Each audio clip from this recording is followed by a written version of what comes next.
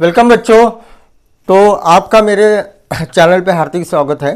ठीक है, आप अगर मेरे चैनल पे नए होंगे तो प्लीज़ इसे लाइक कीजिए, सब्सक्राइब शेयर कीजिए और सब्सक्राइब कीजिए। ठीक है, तो इसके पहले बच्चों हमने पढ़ा था हाफ वेव रेक्टिफायर। ठीक है, आज हम कुछ नया पढ़ेंगे। तो आज हम पढ़ने वाले हैं फुल वेव रेक्टिफायर। ठीक है, आपको लास्ट लेक्चर में मैंने बताया था कि फुल वेव रेक्टिफायर दो टाइप के रहते हैं। एक रहता है full wave rectifier using central tap transformer और दूसरा रहता है ब्रिज वेव रेक्टिफायर। ठीक है, तो अभी देखते हैं हम full wave rectifier using central tap transformer कैसे होता है। ठीक है, हमारा आज का जो टॉपिक है उसका हेडिंग है फुल वेव रेक्टिफायर। ठीक है, बोर्ड में इसके ऊपर क्वेश्चन आ चुका है। ठीक है, शॉर्ट फॉर्म में इसे हम लिखेंगे FWR। क्या लिखेंगे? FWR।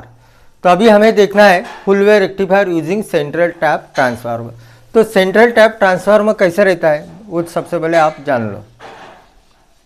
ठीक है, इसमें दो वाइंडिंग रहेंगी, एक प्राइमरी वाइंडिंग रहेंगी और एक सेकेंडरी। ठीक है, ये देखो, ये किसका सिंबल है? ट्रांसफार्मर का।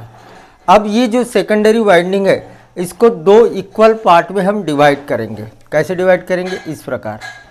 ठीक है, इस प्रकार से अगर हमने डिवाइड किया तो ये ट्रांसफार्मर क्या हो गया? टैप हो गया। इसका मतलब है आउटपुट साइड में इसके 3 टर्मिनल निकलेंगे। कितने टर्मिनल निकलेंगे? 3 टर्मिनल। तो ऐसे ट्रांसफार्मर को कहा जाता है सेंट्रल टैप ट्रांसफार्मर। ठीक है, तो अब हम देखेंगे इसका सर्किट डायग्राम कैसे होता है। ठीक है, इनपुट में हम देंगे एसी इनपुट। ठीक है, उसके बाद यहाँ पे एक डायोड लगा देंगे, एक पीएन जंक्शन डायोड ये हो गया। इस डायोड का नाम है D1 और यहाँ पे एक दूसरा डायोड लगाएंगे D2। ठीक है, इन दोनों को मैंने इसे ज्वाइन कर दिया और यहाँ से मैं एक लोड रेजिस्टेंस कनेक्ट कर रहा हूँ।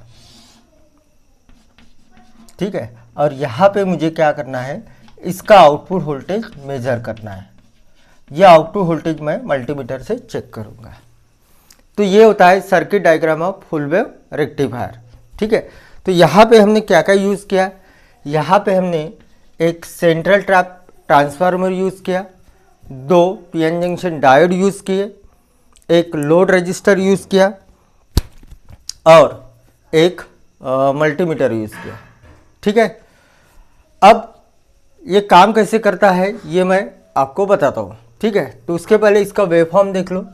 तो वेवफॉर्म मैं यहाँ पे ड्रॉ कर रहा हूँ और ये मैं आपको समझा के दूँगा। ये इनपुट की एसी वेव। ठीक है, ये यहाँ पे लेंगे हम आउटपुट। ये हमारा मैक्सिमम पीक वोल्टेज, ये एसी इनपुट है। ठीक है, 0 पाई 2 पाई एक्स एक्स लेंगे ओमेगा टी। ठीक है, यहाँ पे ये हमारा आउटपुट है। यहाँ पे D1 ऑन रहता है, यहाँ पे D2 ऑन रहता है।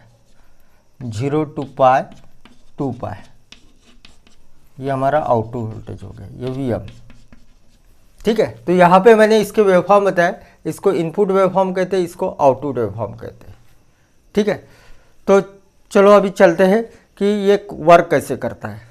तो बच्चों, इस रेक्टिफायर का नाम क्या है? Full wave rectifier. इसका मतलब है कि ये दोनों वेव्स यानी पॉजिटिव हाफ साइकिल और नेगेटिव हाफ साइकिल दोनों वेव्स क्या करता है? रेक्टिफाइड करता है। इसलिए इसका नाम क्या है? Full wave rectifier. ठीक है, अब आपको बताएं कि एसी की 2 साइकिल रहती है, एक पॉजिटिव हाफ साइकिल और दूसरी है निगेटिव हाफ साइकिल। तो फर्स्ट पॉजिटिव हाफ साइकिल में क्या होता है ये देखो। ठीक है, उसके पहले यहाँ पे मैं ये वाइंडिंग का नाम दे दूंगा। ये है मेरी वाइंडिंग S1 S2। ठीक है, अब देखो फर्स्ट पॉजिटिव हाफ साइकिल में क्या रहता है? टर्मिनल S1 ये पॉजिटिव रहता है, टर्मिनल S2 ये निगेटिव रहता है। ठीक है, क्या होता है? In the first positive half cycle of input AC the terminal S1 is positive and terminal S2 is negative. यहाँ पे मैं ए और बी नाम दे देता हूँ, ठीक है।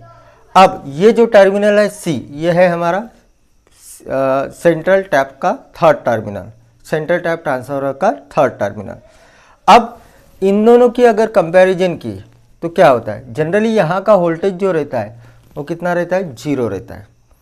अगर यहाँ के वोल्टेज का कंपैरिजन किया, मतलब यहाँ की वाइंडिंग का वोल्टेज का कंपैरिजन किया, तो ये वाइंडिंग को क्या कहेंगे, अपर वाइंडिंग ऑफ सेकेंडरी ट्रांसफार्मर, और इस वाइंडिंग को कहेंगे lower winding of transformer. Transformer की ये क्या है, सेकेंडरी साइड है, और इसकी ये जो है लोअर वाइंडिंग है, और ये जो है अपर वाइंडिंग है, ठीक है।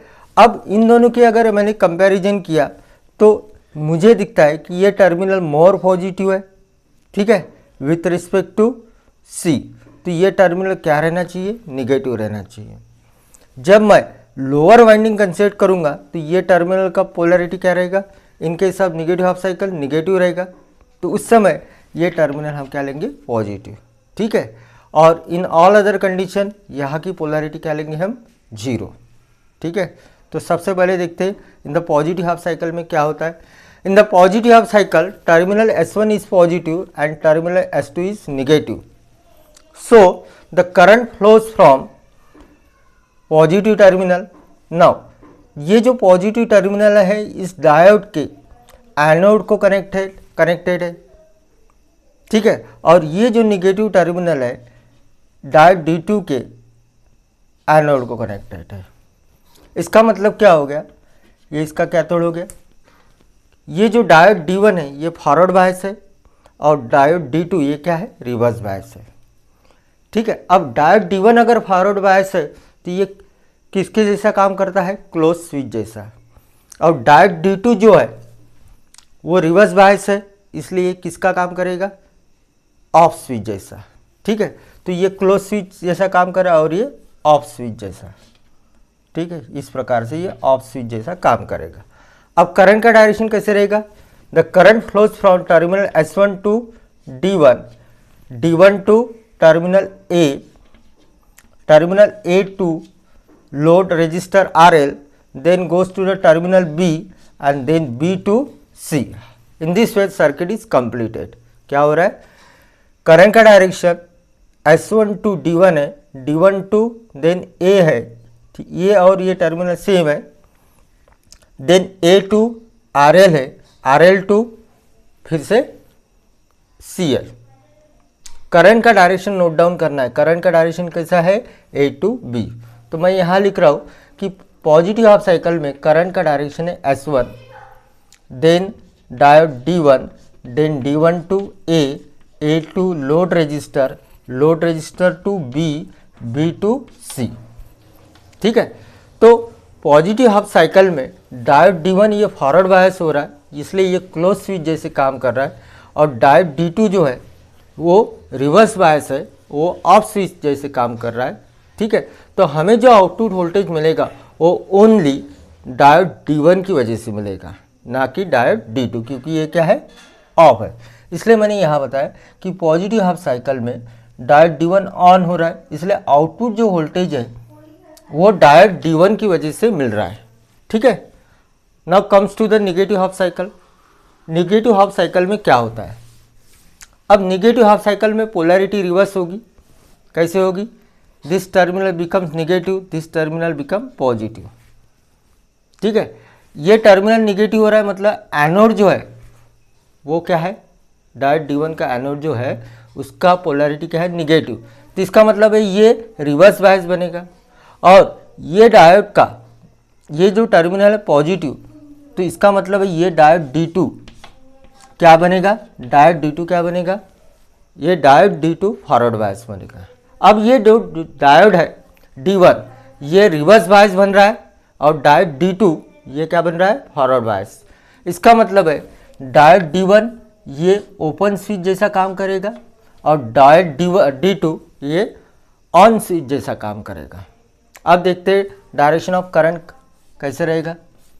तो इस केस में करंट जो फ्लो होगा, करंट का डायरेक्शन देखो बच्चों, S2 to D2, D2 to A, A to load register to terminal C, यानी करंट का डायरेक्शन देखो कैसा है, S2 to D2, D2 to A to load register to C. तो करंट का डायरेक्शन हो गया S2, then D2, then A, then load register, then B and then C. ठीक है, इस केस में भी करंट का डायरेक्शन कैसा है, ए टू बी है। फर्स्ट केस में भी करंट का डायरेक्शन कैसे था, ए टू बी, यानी दोनों केस में करंट का डायरेक्शन रिवर्स नहीं हो रहा है। ओनली क्या हो रहा है, ओनली फर्स्ट साइकिल में डायोड D1 ऑन होता था और सेकंड साइकिल में डायोड D2 ऑन होता था। ठीक है, तो इस प्रकार नेगेटिव हाफ साइकिल में ओनली डायोड D2 कंडक्ट होता है और डायोड D1 क्या रहता है, ऑफ रहता है। इसलिए यहाँ पे जो आउटपुट वोल्टेज मिलेगा वो आउटपुट वोल्टेज कहाँ पे मिलेगा, नेगेटिव हाफ साइकिल की वजह से मिलेगा। तो यहाँ पे दिख रहा है कि दोनों वेव्स क्या हो रही है, रेक्टिफाइड हो रही है, दोनों वेव्स रेक्टिफाइड हो रही है, इसलिए इसको क्या कहा जाता है, फुल वेव रेक्टिफायर। ठीक है, तो आई होप आपको ये लेक्चर समझ में आया होगा। ठीक है, थैंक यू।